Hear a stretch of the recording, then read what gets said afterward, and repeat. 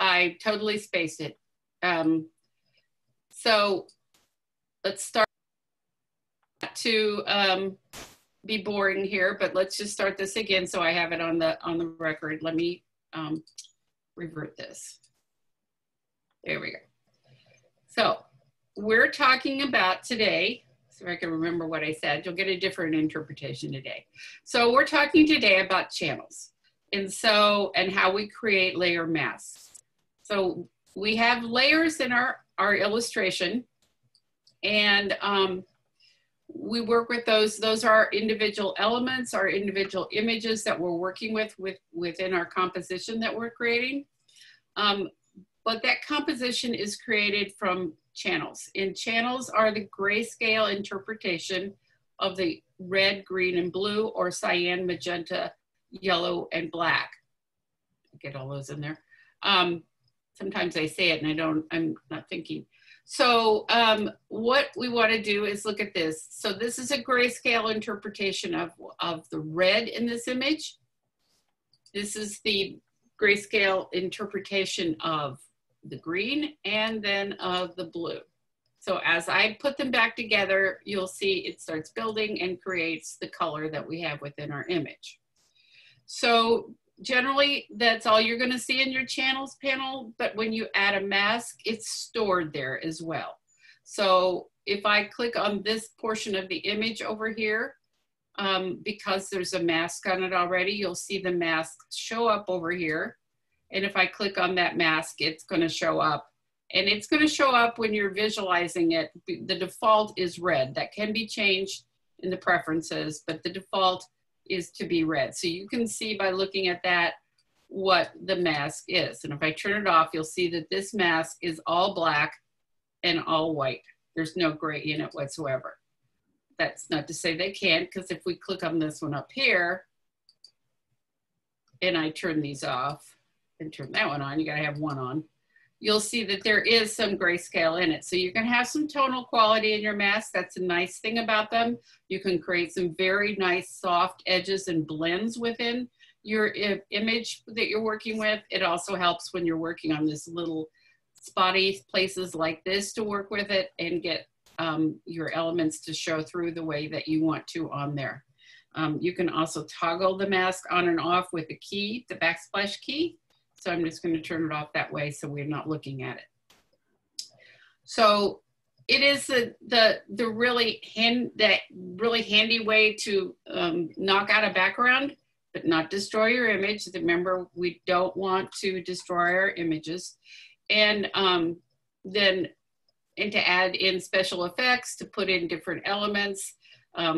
If I look at this one in here and I disable his mask, he's all there, everything is there in the background, but I've been able to hide the parts of it I don't want on it. So I'm just gonna disable it, which means I can do with it. So you can start with a totally white mask. You could just come down here and see whichever one I got over here, if I got another one here. Use this one a lot, so you can see. All right, so I could start with just a plain image in here. Let's just turn off all of this. And I've got a, okay. So I've got an image here that I've been working with. I don't want the black and white one. All right. I think I like, so here's an image I've got. We're going to delete this one, so I don't have it there.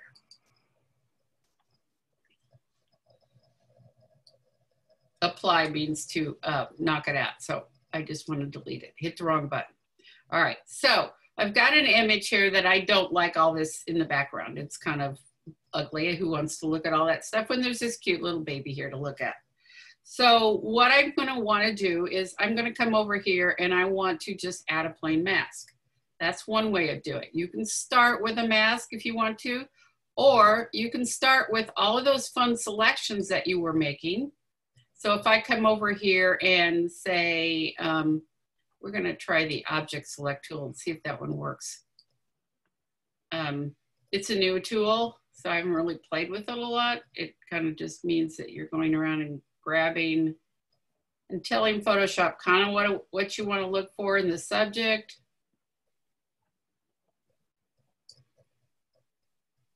And it kind of did okay, kind of missed the rattle over here. Didn't think that was part of the subject. So that just means that I can go back and I got a good start on this one. I can come back in here and kind of just go in here, and I'm going to do a quick click motion here and get this selected. I would be probably, let's try something different here. Let's try it this way with this one, quick selection tool. And I'm gonna make sure that I add to it. So up here in your control bar, when you're working with selections, it's usually best just to leave it right here with add. And bracket keys again to make it bigger or smaller. See, this works a little better, yeah.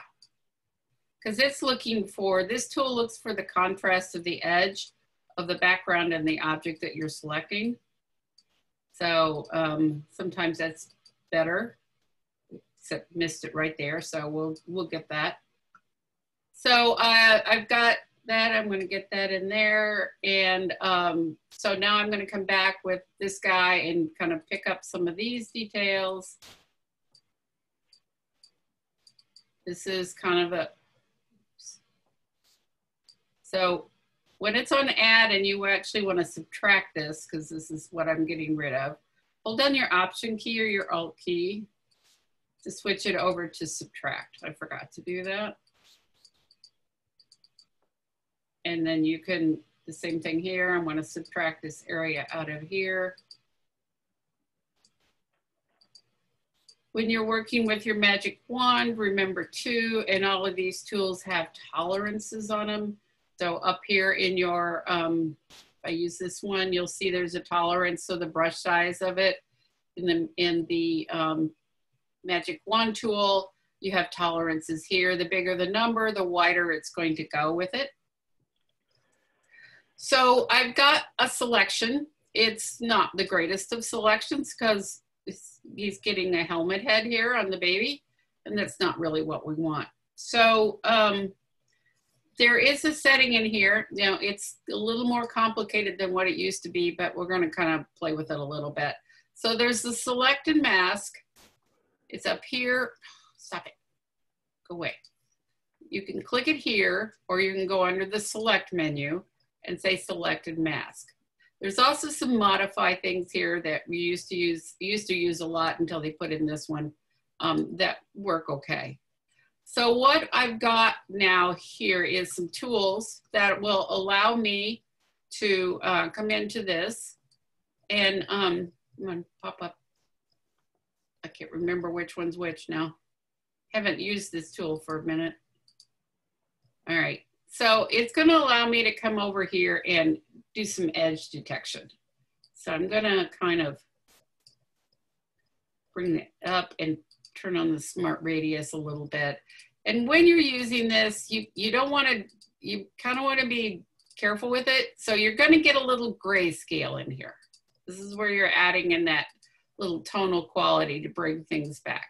So I'm kind of taking away all that helmet head look that I'm gonna wind up with on this poor little child. So then I can come back over here and oops, I'm kind of doing that the wrong way there. I can kind of just bring that back in. I kind of went too far when I was selecting it. So I'm just gonna bring that edge back. So you kind of work back and forth when you're working with this tool. I'm gonna bring the size down a little bit so it's not quite so big. And it'll kind of go along here. Yeah, I want you to take a little more off. Don't want that much grayscale in there. So it'll allow you to come in here and kind of give a little bit of tonal quality when you're doing hair. There are hundreds of videos out there about doing hair, and there are lots of different ways of doing it. This is the very basic and the very easiest. And then when I get done, I've got some options over here. I can do some smoothing to it if I want to globally. I really don't. Feather to soften an edge. I'm pretty good on that. Contrast, maybe to boost it up a little bit, make a little more contrast and take away some of the gray. And then shifting edge will take it out or take it in when you're working with it. In this case, I think it's pretty fine just the way it is. So I'm going to leave that alone. Decontamination of colors. If you're getting a lot of reflection from something, it will help work with that, so you can play with that a little bit. But for the most part, I've got this the way I want it. So instead of putting it to a selection, I'm just going to go straight to a layer mask on it. And then say, okay. So it's automatically created that mask for me and put it right here next to my layer. So you can see that they're locked together. And you want to make sure you keep them locked. If they're unlocked, the mask is selected. You see the brackets around the little icon right there. The mask is selected. That means that I can actually come over here with my move tool and move the mask. So it's basically what you're doing is creating a little picture frame, a little mat that's going over this and hiding what's behind it. So I've got this in here nicely, and that's the way I want that one. And maybe I want something else in here. So I'm going to create I took the background of just a white layer and created some pattern effects in there. So when you go into your effects panel and down here on your layer, and you can just say pattern overlay, and I can change it to whatever I want it to be. Maybe today I want this one. Ooh, that's pretty bright. What other patterns have we got in here? So there's a lot of them that are built into Photoshop, and you can always download some. So you can scale them. So we can scale that, and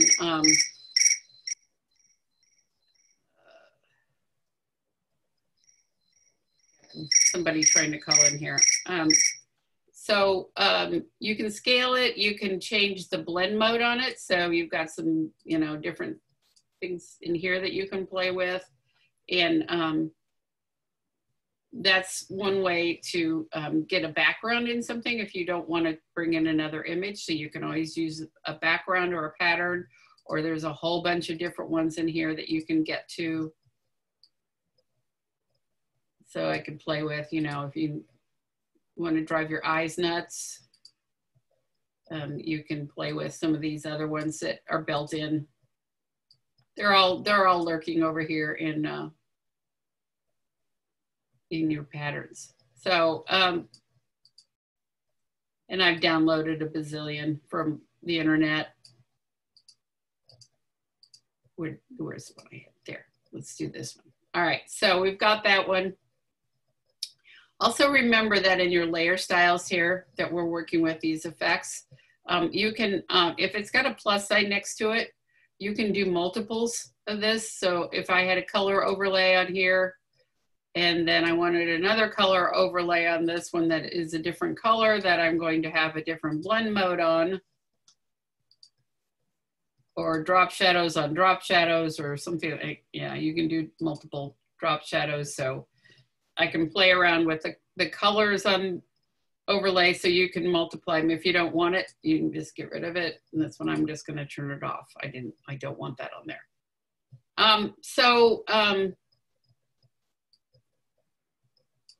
We got a background for our baby. So we've created that just from a white. You create a new layer, fill it with white. So you have to make a selection first. Just do Command A, which is select all. So you can do that up here, in here. And then just go to your edit menu and say fill. And you can fill it with black or white, or your foreground or your background color. So you can put a color to fill with something, you need it in your foreground or background color. You can also do it with your paint bucket as well. Ooh, that's ugly. We went ugly. Not sure how we, oh, I went to filled it with black. So that's, you can see what happens when I fill it with black. So then if I don't want to do that, you know, I've got a background here that I just took the, actually just took the whole thing and I changed it to a grayscale image. So you can do that up in your image mode and change something to a grayscale. Actually, this is an RGB. I did it through adjustments. So in the image and adjustments, I don't have the image selected. In the image and adjustments, you've got the ability to come over here and just, I'm not seeing it. My brain and my mouth are conflicting with each other. Here, black and white. You can change it to black and white, so it's really handy. Then I just did a gradient overlay and I did a blur overlay. I did a blur on this, so I just completely blurred it out and just put the baby in the same background, but it's just blurred. So it's not as ugly as it was. So there's lots of things that that'll help you with doing this. So I've got 2 layers that are the same, but the masks are completely different. You can other elements in here. You can just sort of drop in little elements in an image. We're going to bring things in. And then we're going to work with type on this one. So I just added the word baby in here and some effect and then added some effects and outer glow. And so here's a little trick with text and effects. So to get this transparency in here, I've got my text. I've got my text here, and so it's in this font, whatever it is, and it's actually styled in white. So you can see up here, it's styled with white.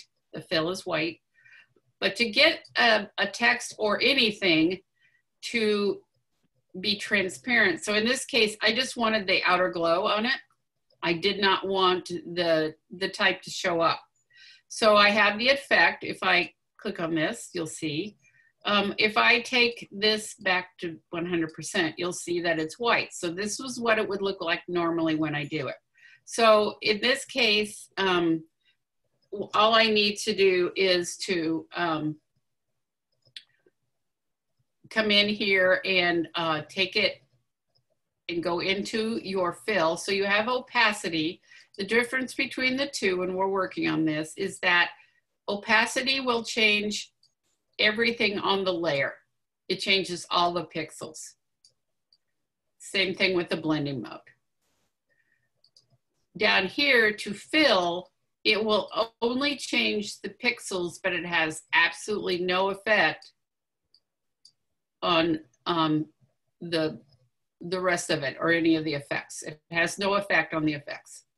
So you can change that if you want it to be different, and then you can change that, you know, so if I wanted it to, let's try to find one of the light ones here.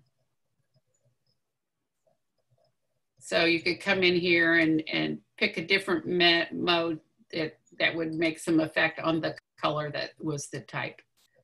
Or I could change the color of the type to red, and then you'll see it's going to make a difference. You can start showing the background through and do some things. So your fill is going to only affect the pixels and no effects.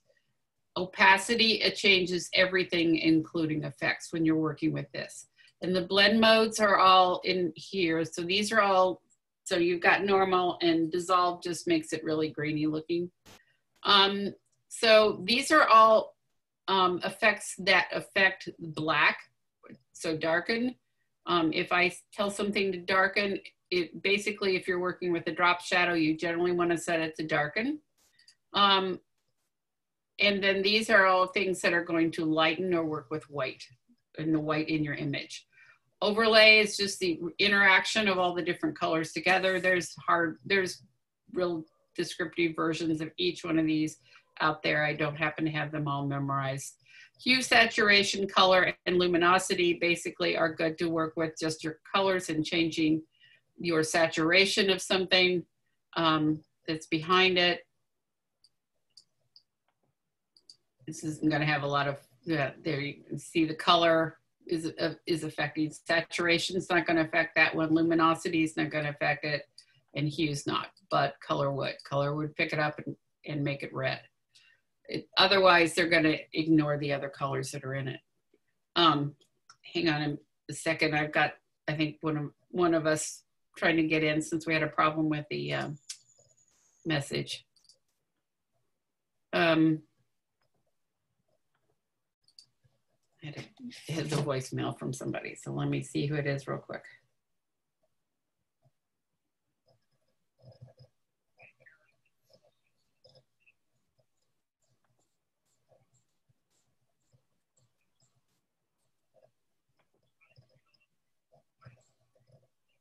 All right, so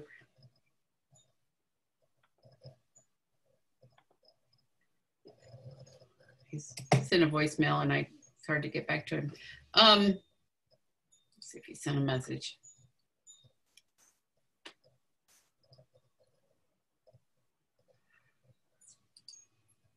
Sorry for the confusion on that. I don't know what's going on with this link.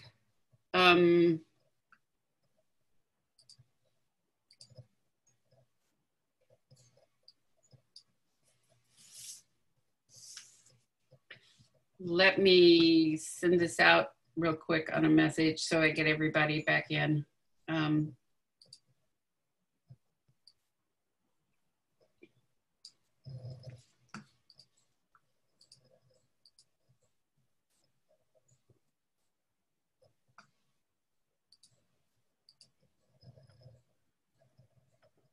And one other one.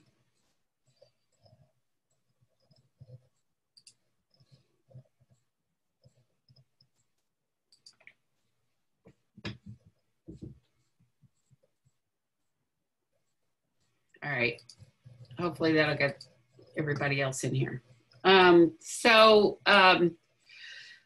we're working with our composition, we're creating a composition today, and we're using all of these little elements in here. So layer masks are just, you're just painting on it as I had over here. So let's go back over to this one.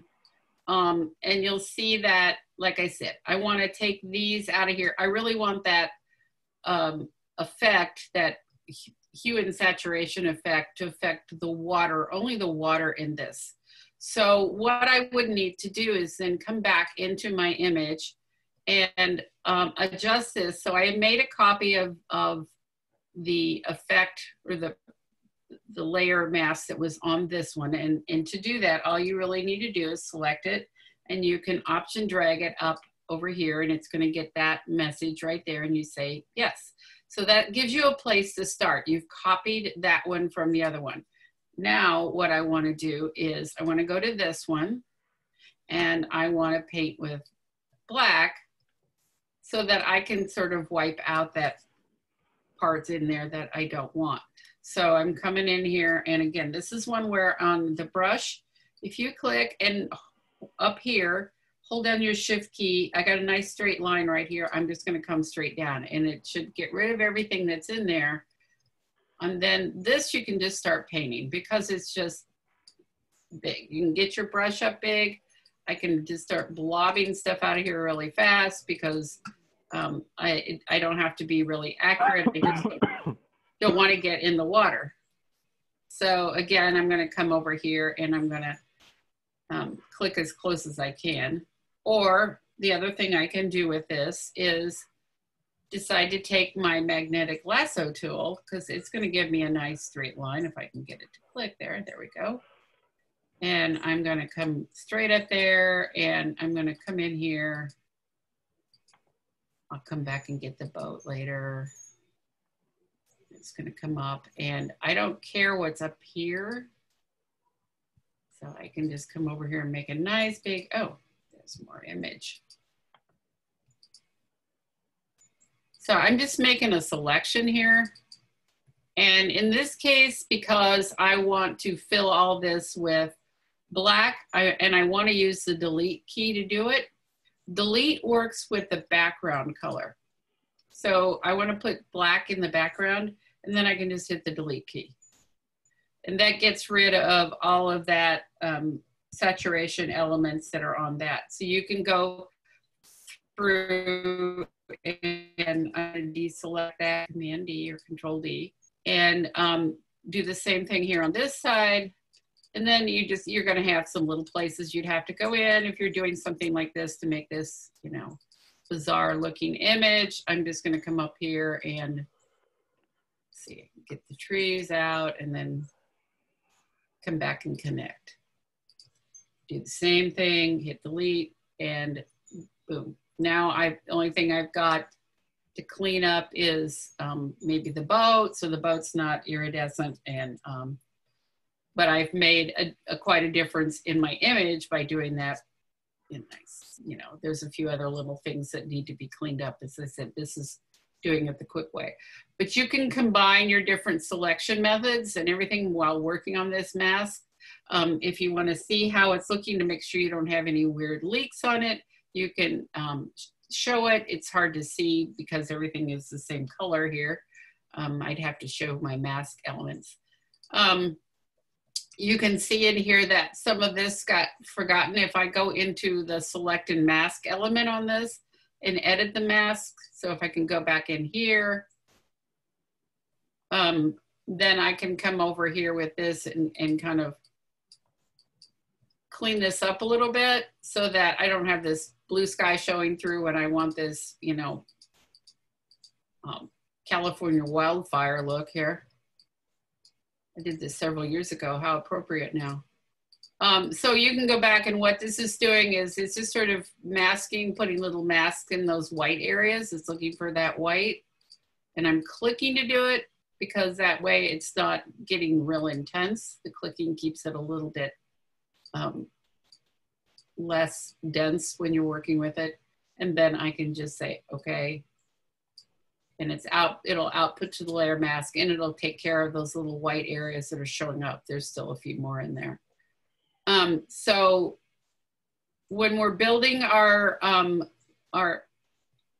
element like this, or our composition, I just want you to make sure that you're working with high enough resolution images. So the best way to do that is to come over here and say, go ahead and start with a new document. When you do this, don't just open one document and start building them. Start with a new document. In this case, I want you to be 8.5 by 11.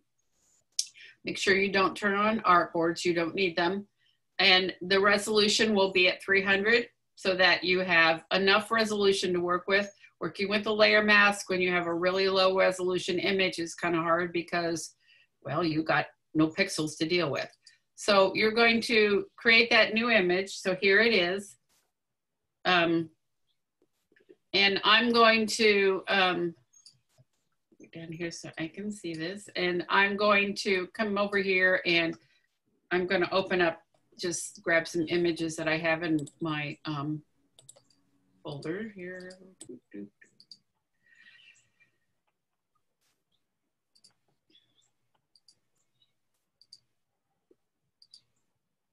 All right, so we're gonna grab some random images here, just so that I can take a look at them when we bring them in. No, here. Okay, random images.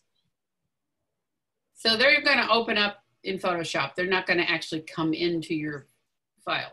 The only way you can do that is if you place them, and that's for another time to learn. So there are several ways to get an image from one image into another image in Photoshop.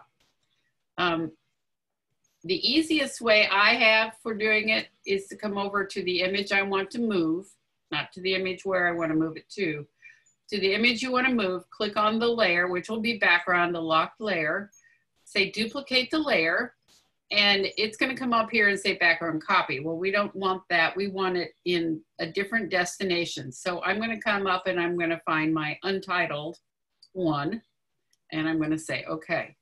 And then I can move to my other one, and I'm going to say the same thing, duplicate layer, and take it to untitled.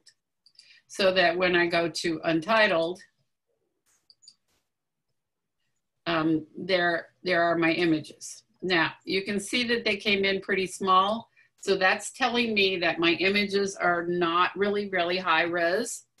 So I might need something bigger to work with when I'm working on this. Let's see here. Okay. Which of these guys were high res here? All right. So I'm going to try it. I'm going to move this one. So instead of duplicating the layer, what I'm going to do is click on the image with my move tool, and I'm going to drag it over to my untitled tab. I'm going to come to the canvas, and I'm going to let go. And then it'll drop in there. So you've got to make sure that when you move from one to the other,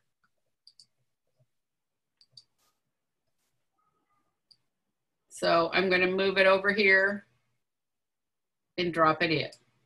You got to hit the canvas. That one's really low res too.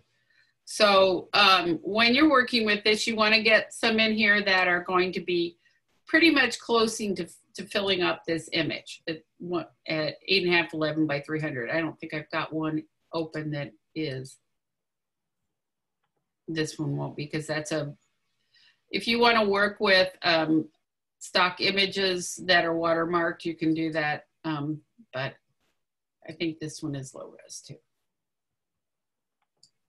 Yeah, real low res. So these are fairly small, going to be hard to work with on a mask. You want to find some that are a little bit bigger. I'm going to take this one. I can do my Command T, which is transform, which is get you everything. Remember, if you come to the edit menu and you hit Command T, that's free transform. But you also have access to all of these. You don't have to come to this and say scale. Just do Command T for transform, and then go to scale if you want to, or the bounding box is showing, so you don't need to. You can just drag it up. Now, you are still resizing this image, so it is still doing a little bit of guessing, but on this image, it's not real clear and sharp, so it doesn't really matter. So, and I can make that my background image. Now, how I'm going to combine all these, I don't know what soup and cats and a bridge have to do with the ringtail lemur, but you know, you can come in and start saying, I'm going to put the soup here. I just want the soup. So all of these that you're working with, I want to have a layer mask on it or an effect on it. So I can come in here and let's say I want to, I'm going to try the quick select tool and get just this lovely bowl of soup. Sorry if you haven't had lunch yet. I'm going to get this lovely bowl of soup without getting all of its background. Can't quite get it all. Gonna have to do a little editing here. Let's just say I want to take that out. So I'm going to do the minus. So this takes a little getting used to, whether you're minusing or whether you're adding when you're doing this. But when I'm wanting to get rid of something, it's usually going to be the minus. And I got to select the part that I want to get rid of. So I'm doing this very poorly, just for the sake of speed. All right, so you see I did it the wrong way. I forgot to hit the minus key. Come back here. Forgot to hit the minus key. Silly me. That's what happens when you're sick all weekend. Your brain doesn't work. All right, try this again. There we go. So we're gonna pretend that's what I want masked. There's some other stuff here, but I got a way around that too. So I'm gonna go ahead and I'm on the right layer. I'm gonna hit the make a mask. It will take what's in my selection and show it and hide the rest. So as you're working on this and you did a poor job like I just did, come in here, get your brush tool, and get it big enough so you can see it here. Come on, get a little bigger. Oh, Yeah, watch your shift key isn't on. And so I'm going to hit the X because I want to conceal. So I'm going to just come in here and start brushing away the parts I don't want.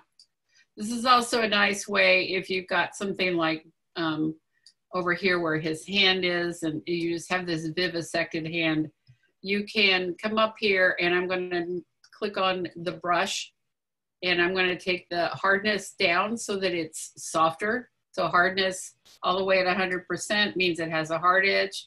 All the way down to 0 means it's really fuzzy. Somewhere in the middle is somewhere in the middle.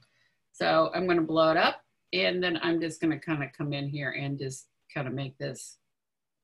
So it's not quite such the disembodied hand. And you can play along with the edge there. Maybe we'll just take that off altogether because it kind of looks odd. And so you don't have to always use selections when you're doing this. The nice thing about this is being able, this is why I love masks. So I can get in here, I can get the general gist of it. Then I can come back in and, you know, get rid of parts that I don't need in here. So I want to be able to see through, you know, his hand. I can get in there and do that little part. I can come in here and clean this up. So when you're working with a mask, that gives you the ability to then come in there and just work with a brush to clean up parts of it. I can rotate or resize this if I want to. Maybe we're going to feed the lemur the vegetable soup. Here we go. We're going to give him the soup. So if I wanted to make it look like the lemur is holding it, here's how you do that. You come down to the mask on here and, you know, or come edit the mask up here and just go in and do the same thing. You just brush it out. So bigger so you can see his little paws in there getting into it. And, but I haven't done anything to my image. If I decide I don't like it, I haven't damaged it at all. So you're gonna do that. You're gonna create like at least 5 layers with this. And so that you have a layer mask on all of them, but you know, the background, you probably don't want a layer mask on the background, but if you have a design in mind or a thought in mind on your composition, you can do that. And then the last thing that you're going to do is add some type. It can be 1 word, 2 words, 3 words, whatever. So we're going to just do a Mr. Lemur here, and just going to grab Arial and move it over here, and I've decided that's black isn't going to work, so pick a color.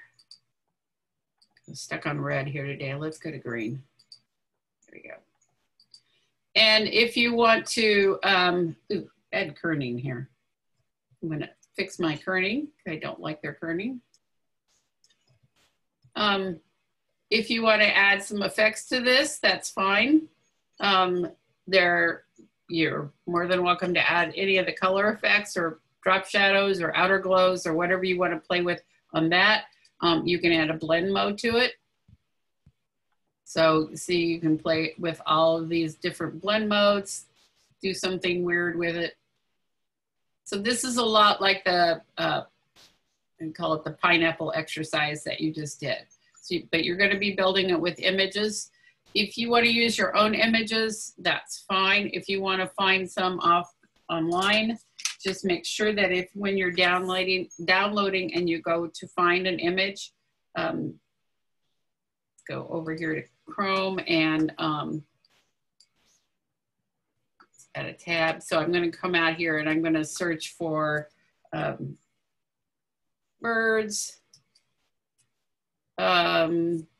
Birds of Indiana. Let's just do birds of Indiana. So I'm gonna go into images, and in that, in the settings, in here or in the tools, I mean, There's one that says size. I would go for large that if you can, so that you get the most pixels per inch on that. So let's say I want this red-tailed blackbird or red-winged blackbird.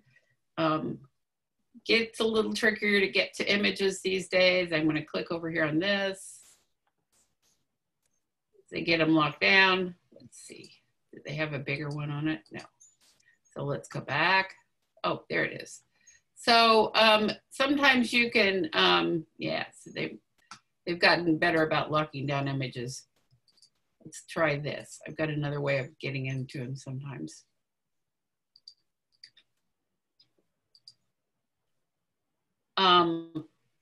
Sometimes I'll go to this one since it's 1200 by 1,000, or it should be pretty good. So I'm going to say open image in new tab, and there's my image. So without any text or anything on it. So it'll open up the resource from the website. And then you can do save image as, save it over on your desktop somewhere. Should be a JPEG image. And then you can come back over here in the, go ahead and do the file open. Go to desktop. And I just have to find it. Didn't see what it saved it at. Red-winged blackbird. Okay, it should be right there. So there he is. And I'm going to import him. I'm just going to do the duplication. It's easier, especially when you have a million tabs open. I'm going to go into Untitled, say OK. And I'm going to go over to my Untitled. If you ever need to find a window and you got a million open, just go under the window menu and look for the one you want. So there he is. He's still not terribly large, even at 1200. At 300 dpi at 8.5 by 11, remember that our image size is 33 by 2550. So that is actually the dimension of an 8.5 by 11 image, which creates at 24 megabytes. So he's coming in there a little bit smaller, about a third the size, but it gives you enough that if you want to work with it and create a mask on this, you can get in there and work with that select and mask to get the nice softness of the feathers there and up on his head. This is great because it's got a nice blurred background, and it's got a real shallow depth of field, so it gives you that ability to really kind of pick the subject right out of there. Sometimes when you've got something like this, trying to get, say, outline the lemur, then you've got all the grass and you've got all the green edge reflecting off of it, so it's hard to isolate a subject out of there. So that's what we're working with. And the reason that I get so emphatic about learning to work with masks is because as a graphic designer, I have to outline elements in my designs very often. They don't come that way. Just chunking them out with a eraser tool doesn't get you a very good image. Plus, if you screw up and you erase vital information and you didn't save a copy of the image, then you are SOL. You can't take it back. With a mask, it's always there. You can go in and edit it. If the client decides they want more of it in or more of it out, then you can edit it. It's completely editable, and you can always have your image there. It's non-destructive. So that's the most important part about it. The other thing that you can use masks for is that sometimes you just want a mask on something. So if I want to put a mask on here, let's just say I'm going to add a layer mask in. Oops, that's a layer. That's not what I want. I want a layer mask. I'm going to add a mask to it that's just going to be white. And what I'm going to do with that is just do something simple, like put a gradient across it. And that gradient, because it's black to conceal, white to reveal, is going to just basically give a gradient on there. Let's hide this other stuff up here. So a mask doesn't have to be to wipe something out. It can just be to shadow something. Sometimes a mask is on there if you need to, when you're doing effects. So if I needed to do an effect on this, let's just say that I wanted to add a, wrong one. Trying to think as I'm going here. Again, the color overlay, or the, let's say, the one that always worked, and I don't have it out here, is my owl, to change the color of his eyes. So let's just say I'm going to do a color overlay on here, and the color overlay is going to be green. Yeah, let's go to red. We'll just make this bizarre. And we'll multiply it. Why didn't that go to red? Go up there. All right. So again, I've got an effect on here, and I can come in and mask out part of it that's there. That's not what I was trying to do. I know what I was trying to do. Never mind. We want to go here. This is the one. So these are different transparencies and things you can do. So let's do solid color. We'll go back to where we were. Solid color. I'm going to go to hot pink here. A hot pink gleamer. And on that, I'm going to come over here and do my gradient again. So this time I'm going to bring it down this way. And let's bring it down a little further. And I also want to take him out of it. So again, I can just come in and draw on this thing and take him out of it. That is the great thing about the mask. I just love playing with them. It'll just let me make my brush bigger. Come on, there you go. So I'm gonna come in here and, you know, quickly edit that part of it so I can start with one, and then I can come in here and edit it and do different things with it. So you can have a lot of fun with these. That's why I kind of like this exercise, is because this is one you can just have fun with, and the subject doesn't have to mean anything. It can mean something, or you can just get a bunch of random images and try to make them work together and mask them and put them together, and then add some element of type in there. So just so that you get a good feeling and understanding of how to work with a mask. When we get to InDesign on your final project, you will be required to create a mask on one of the images that we will be working with when we create the booklet. You're going to create a booklet at the end. So that's what, so that's why I like to include this in there, so you can get that, because it's very important in graphic design to be able to do that. So how many millions of questions do we have now? Come on, I know you all got questions. Or are you all asleep? No, I just don't got any questions.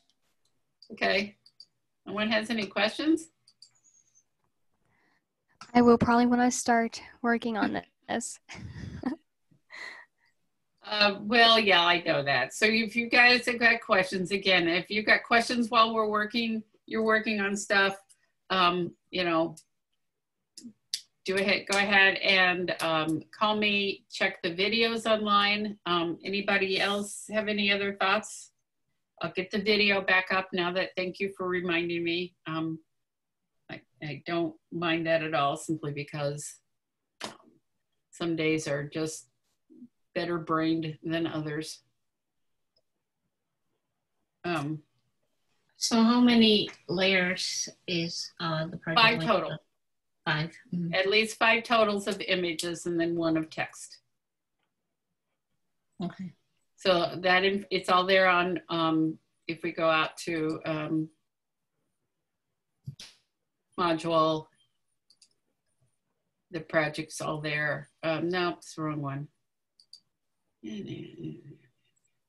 Layers and Math project. So here's the whole directions for it. There's a nice deep dive into Deke McClendon's craziness. It's one of my favorite guys to watch on these videos. Go ahead and work on RGB, because that's the way you don't have to worry about converting them when you get them offline.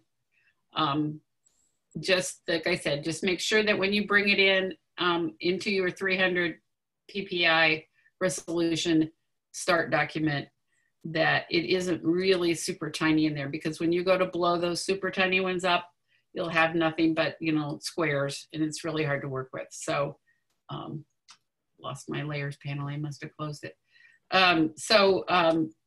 Just make sure that you get some decent images. When you search, make sure that you're searching for, you come up here and check your tools and go for large. That will get you something good to start with. If you go with anything smaller, even medium, you're looking at something less than a megabyte, and it's going to be just teeny tiny. So,